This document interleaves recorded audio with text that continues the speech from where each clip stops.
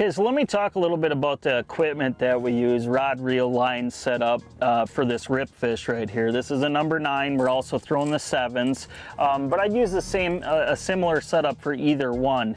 And the cool thing is this setup's almost identical to what I'd like to use, you know, with a finisher, with a Berkley jack.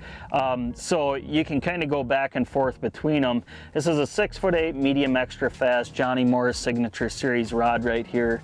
Really nice backbone to it, nice fast tip, real Johnny Morris Platinum 3000 size, so something a little bit bigger, especially with the 9 and the heavier glide baits, things like that. You like to pick up a little bit more line, so a little bit bigger reel right there.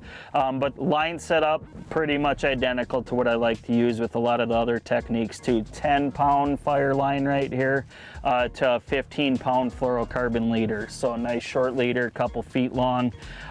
Keeps that presentation nice and stiff right there, because this bait's flipping a lot. Won't spin up on itself as much if you go with that heavy fluorocarbon leader. But you can get away with using the same style rod that you do with a lot of other techniques fishing this rip fish. Change up the cadences and you can catch a lot of walleyes, whether you're on a lake, whether you're on a Great Lake, or pretty much any type of system you want to catch them.